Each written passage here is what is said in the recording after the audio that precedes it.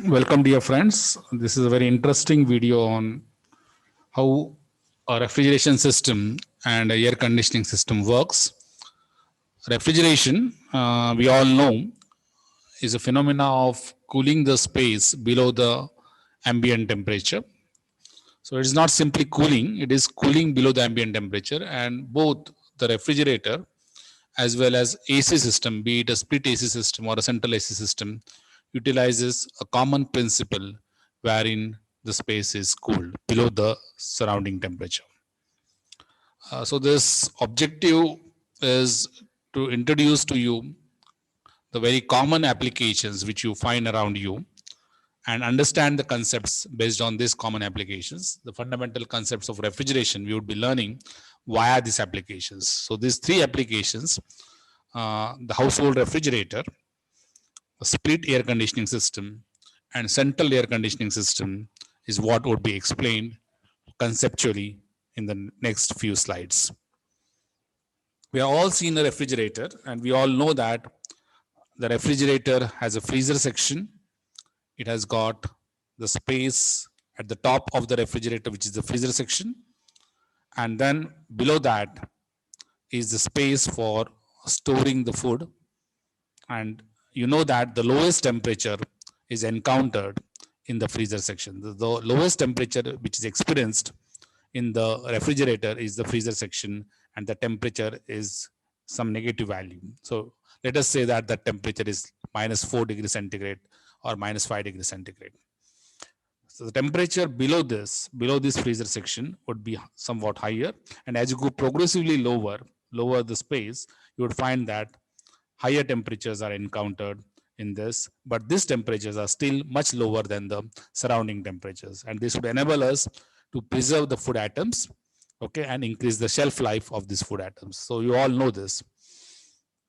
The component wise, the four components of a refrigeration system, namely the evaporator, the condenser, the expansion device, and the compressor, they are all located as shown in this figure. For example, the evaporator coils are seen in the freezer section. So if you open the freezer door, if you open the refrigerator door, and if you touch the bottom of this freezer section, you would find that there are certain coils in this, and these coils would carry the refrigerant, which would perform the function of cooling, the refrigeration function. So the evaporator coils are the coils which are responsible for producing the cooling effect. The cooling effect is produced in the freezer section of the refrigerator.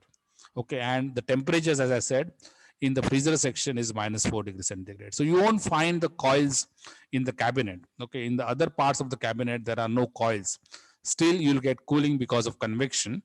Okay, the coils are only available in the freezer section. Now, what happens in the refrigerator is the heat transfer happens from the cabinet to this coil. So there is a flow of heat. There is a flow of heat from the cabinet, refrigerator cabinet, to the coil. Okay, and this heat is because of the load which is being kept there. Load means these atoms which are stuffed in this cabinet. Okay, so all these atoms would release certain internal energy. This internal energy would be passed on, and this has to be removed, because if you want to increase the shelf life of these commodities, we need to maintain the lower temperature. So this heat transfer happens from these commodities which are kept inside this to this refrigerant inside the evaporator coil. And what happens is, because of the heat transfer, the refrigerant in the evaporator section evaporates. Okay, it converts itself from liquid refrigerant to gaseous refrigerant. Next, from this evaporator, the refrigerant would move to the compressor. There's a compressor over here. You can open the system, your household refrigerator at home, and you will see that there is a compressor at the back or to the side of the refrigerator. Okay. Uh, Usually it is painted black, and it is hermetically sealed compressor. Okay. So that compressor you can make out from its shape and the color, which is black generally. And from the compressor, the refrigerant would flow to the condenser. So condenser coils are behind this refrigerator. Okay, Now in the modern refrigerators, you won't be able to locate the condensers, but if you see an old model of a refrigerator, you would be in a position to locate the condenser coils. Also, they are black in color, generally painted with fins provided. Okay, so there are fins provided, and there are tubes. Fins are provided to increase the surface area and thereby increase the heat transfer rate. Okay, so the refrigerant would move from the compressor to this condenser, which is at the back, and then from the condenser it would go to the expansion device, which is capillary tube, and then it is expanded up to the evaporator pressure. Okay, so this way you will find that there is a capillary tube also. There is a capillary tube which would perform the function of expansion, and there is a compressor which would function as a system which would compress, increase the pressure of the refrigerant. Okay, now it is obvious that it is a two pressure system. Two pressure system means it is a system which operates at the lower pressure, which is the evaporator pressure, and the higher pressure, which is the condenser pressure. And this pressure differential is maintained because of the compressor and the expansion device. Now, how this refrigerator performs the cooling effect? Okay, why do we get the refrigerating effect in the household refrigerator? For this, we need to now go to the schematic of this refrigerator. As you see over here, there is an evaporator, there is a condenser, and the pressure difference is maintained by the compressor and the expansion device, right? Now we need to maintain the temperature inside the freezer at -4 degrees centigrade. So if you want to maintain the temperature at -4 degrees centigrade, so there has to be heat transfer to the evaporator, the refrigerant in the evaporator, and hence if there has to be a heat transfer from the space to be cooled, that is a freezer section of the refrigerator, and if this heat has to flow to the refrigerant, this refrigerant has to be at a lower temperature, much lower than -4. So if you see over here, I have mentioned a temperature of -20 degrees centigrade for this refrigerant R134A. Okay, so R134A is a common refrigerant which is found in the household refrigerator. R134A is maintained at -20 degrees centigrade in the evaporator. The space which is to be cooled is to be maintained at -4 degrees centigrade. So there would be a heat transfer from -4, that is, which is a high temperature, as compared to -20. You know that in the number system, you know that -4 is at a higher temperature as compared to -20. So the heat would flow from a higher temperature, -4 degrees centigrade, to the refrigerant, which is at -20 degrees centigrade. So this is Q evaporator. Okay, this Q evaporator is the refrigerating effect, the cooling effect which you would get in the freezer section of the household refrigerator. From this, the refrigerant, which is now gas, would get into the compressor. The refrigerant, which is gas, is at a lower temperature and at about -20 degrees centigrade, and it is at a lower pressure, which is the suction pressure, right? So it would go into the compressor. The compressor would compress it up to a higher pressure, which is the suction discharge pressure. Typical values are given over here. Okay, and the temperature would increase to about 70 degrees centigrade. Okay, these are some typical values I have given. It could be 65, it could be 68, like this, right? So whatever temperatures are that, this is called the discharge temperature. Now you look at this, that the ambient temperature is around, let us say 40 degrees, 45 degrees, like this. The refrigerant, because of compression, has reached a temperature of 70 degrees centigrade, and its pressure has also increased. Okay, its pressure has also increased. Now, because the pressure increases, we have studied in thermodynamics that with the increase in the pressure, the boiling point also increases, the saturation temperature also increases. So at this temperature, which is around 70 degrees centigrade or something like that, you would find that the refrigerant would gradually cool and condense, okay, in the condenser. And when it condenses, because why would it condense? Okay, why would it condense? It would condense because there is a possibility of heat rejection from the condenser. And why is there possibility of heat rejection by the condenser?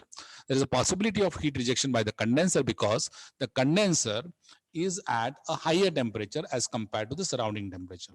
And because the condenser refrigerant is at a higher temperature, it would transfer the heat from the condenser coils to the ambient temperature, and hence the heat would be rejected by the condenser.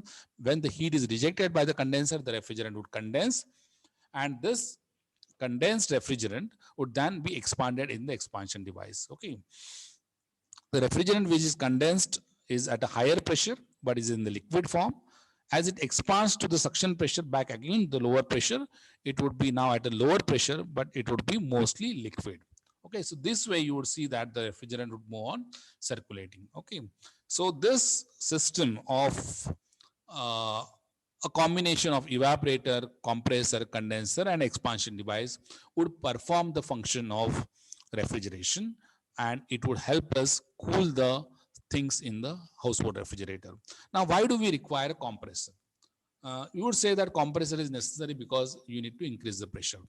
That is correct. Now, why do we increase the pressure? We increase the pressure of the refrigerant, we increase the temperature of the refrigerant because we want to allow that refrigerant to condense at a higher temperature. Okay, so by increasing the pressure, what you are doing is that you are increasing the boiling point or saturation temperature of the refrigerant. Without compressor, this system would not function. Because why? We have studied in second law of thermodynamics that it is impossible for a system to reject the heat, okay, from a lower temperature, to suck in the heat from a lower temperature and reject it to a higher temperature without any work consumption. So compressor, if you want to operate a refrigeration system in a thermodynamic cycle, this, if the system has to operate in a thermodynamic cycle, then we need to supply work to the compressor, we need to consume electricity, and then we would get the refrigerating effect. If you want to get rid of the compressor and the expansion device and the condenser, then we need to have an open system wherein there has to be a cylinder which would have a refrigerant in it, and the refrigerant has to go through the evaporator, and this refrigerant would boil. It would take the heat and then it would be let out as a gaseous form into the atmosphere. But you know that this is not a practical system because of the gas ejection, it would lead to a problem of ozone depletion. And second is because you will always need a cylinder of refrigerant housed at your home near your household refrigerator, and that would also be a very costly affair. Okay, so it is a better system to operate it in thermodynamic cycle. But then if you want to operate it in thermodynamic cycle and allow the heat to be absorbed at a lower temperature and to be rejected at a higher temperature, then we need to consume certain work in the form of compressor work. That clarifies that why a household refrigerator, while operating in a thermodynamic cycle, would consume electricity and how it is going to generate the cooling effect in the freezer section of the household refrigerator. Another interesting application of refrigeration is the split air conditioners which you see around you. A split air conditioning system has an indoor unit and an outdoor unit. Now, what is the indoor unit? So again, the split air conditioning system would have these four components. That is the evaporator, it would have a compressor, it would have a condenser and an expansion device. The evaporator is located in the indoor unit, obviously, because the evaporator has to remove the heat. Evaporator is always located at the space which is to be cooled. So obviously your split AC is meant to cool the indoors. So the evaporator has to be in this indoor unit. The condenser has to be at the outdoor unit because the condenser is a heat exchanger which would reject the heat to the surrounding. So you'd find that the condenser is in the outdoor and the heat exchanger, which is evaporator, is at the indoor. A more appropriate idea of this split AC and the systems within it would be obtained by looking at this slide. If you look at this split AC system, you will see that the coils are there. This evaporator coils, along with a filter, along with some fins which are or the lowers which are which would control the flow rate into the room. You must have seen a split AC operating. This indoor unit would have a lowers which would help us control the flow rate inside the room. The blower is for suction, and the filters obviously has a function of filtering this. There is a drain pipe you always see there, which is then connected to the outside finally, which would help drain the water, the moisture which is condensed by the split AC system. You know that if the atmosphere is humid, then we need to also remove certain moisture, and by cooling the humid air, there is a removal of moisture, there is a dehumidification of air, and the moisture is let off via the drain pipe. Okay, so you'll always find that in a split AC there is a drain pipe. There's a blower, there is evaporating coil, these are the lowers or fins, and the controls and air filters. Obviously, you know that you operate the controls and you accordingly adjust the temperatures using this controls, right? And the outdoor unit is a very important unit, which has a compressor, a fan to increase the heat transfer rate. Uh, then there is an expansion valve. Okay, so all this would make a split AC system. And again, then how would this split AC work? How would the split AC cool? The split AC would cool by extracting the heat within the room, and when the heat is absorbed by the refrigerant, if the heat is absorbed by the refrigerant, which is the evaporator coil, which is flowing through the evaporator coil, the refrigerant in the evaporator coil would evaporate. This evaporated refrigerant would then enter the compressor. From the compressor, because of the compression phenomena, its saturation pressure would increase, its temperature would increase, and because it is placed in the outside, its temperature reaches about 70 degrees centigrade.